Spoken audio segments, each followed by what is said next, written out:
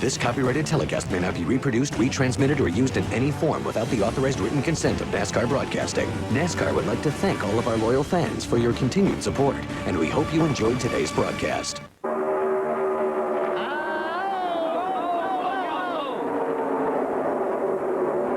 That's Purvis sliding down the backstretch, and he's going to slide to the grass. This is unbelievable, Kyle. It's unbelievable that no more cars got involved in that, and that nobody's tore up any worse than they were. The caution is coming out, however. There is some damage to the right front fender. We can see where the fender is bulged. Look at what happened here. That's McLaughlin in 34 behind Purvis. And Kyle, one of those situations, you just try to go up the hill, but McLaughlin's car was there. Yeah, there was no place. When they came up off the corner, you don't know if Purvis's car got a little bit loose or what happened to him, but as he comes up, he just barely, he needs 6 more inches to get in line, and that's 6 more inches. But, you know, he said it's all right right now. It's not, you know, we got the fender off the tire. He said it ain't driving bad right there. We'll just need some body work done back on it so we can get back up there and try to gain our lap back. Oh, trouble! Jason Keller. Todd Bodine, that's Todd in the blue car. Scramble under one car. Oh! Car almost turning over was Doug Heverin. A big scramble is on to try to avoid many cars coming down pit road, some of them near full speed. Good news. Here it is again. He's the car in the middle, is Jason Keller, the 57. And Kyle, they take the air off his spoiler, don't they? The worst place in the world to be on this racetrack is in the center coming out of this corner. It's not as bad over out of 2, but the car just gets sideways coming off. He runs into Michael, then back into the outside wall. He takes a heavy hit there. You see LePage go out.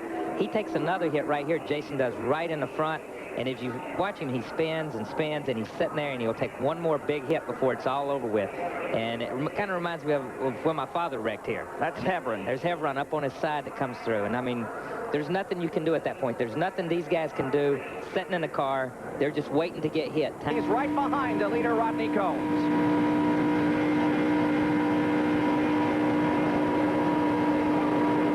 McLaughlin turns sideways, coming off the trowel. A big wreck.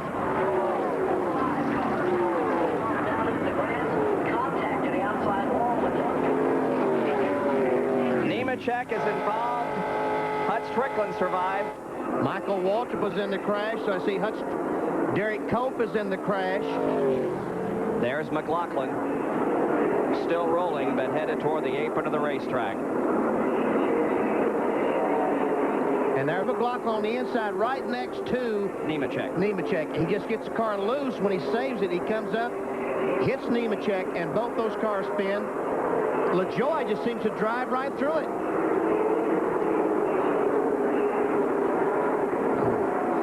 There's Michael up in the air right here in the corner.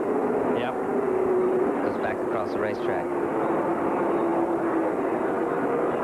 They can spin, get out of shape, and they're still back up in there racing. There's Nemechek back there as well. He was in the last caution. Oh, there's trouble. Pete Orr is around. Another big wreck. This one in turn 2.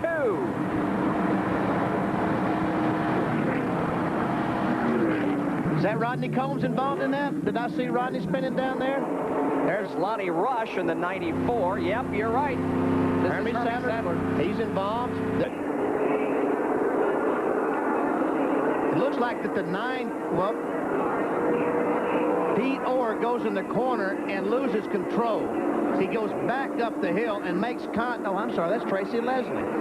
That's Tracy Leslie in the 11, and Pete Orr make contact and spin. And, man, they just took all the options, didn't they, Cal? Yeah, there's no...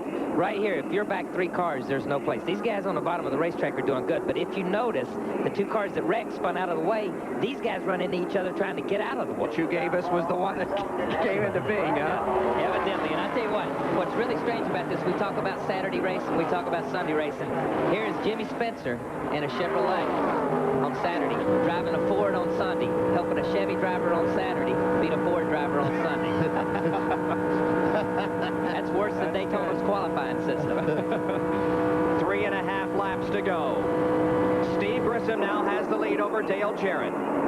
Jimmy Spencer, car number 20, is in the lead lap now at 11th position. On the tail end of the lead lap, he would have to go around 2.5 miles to be in front of these cars.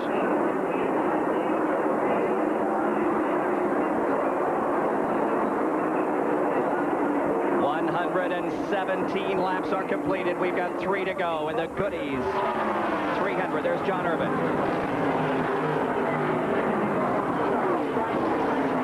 John Irvin telling Dale Jarrett what he would do if he was in that position to win the race.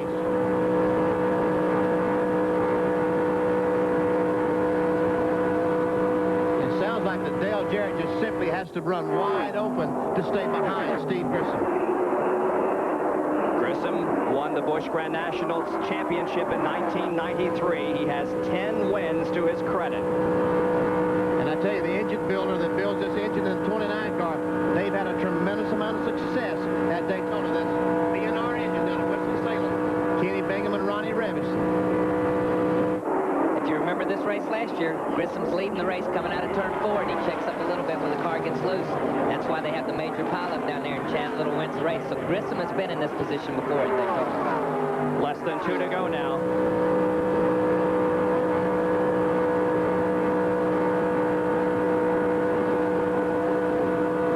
Looks like Jarrett gets a run down the backstretch. Looks like he got a good run that time. He's got less than a lap and a half to make the move if he can. And Spencer moves over and lets him go. Says, guys, go at it. Yep, it's your race. That was a nice move by Jimmy Spencer. It sure was. So That was here, a very, very good move. Here come the 2 out of corner number 4 and get the white flag. Will it be Steve Grissom? Will it be Dale Jarrett in the Goodies 300 in 1996? We're on the last lap. Shows a lot of class of Jimmy Spencer's part to do that.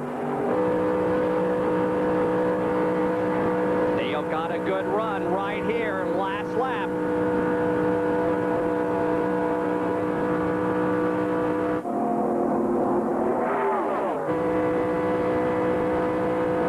About a car length between the 2 as they head for the end of the backstretch and into turn 3. Jarrett is going to go high, and Spencer may go with him up there, but Grissom slides up the racetrack and provides the block momentarily. It's coming down to the checkered flag. Who's going to win it? It is Steve Grissom and Dale Jarrett, and Grissom wins by a car length and a half.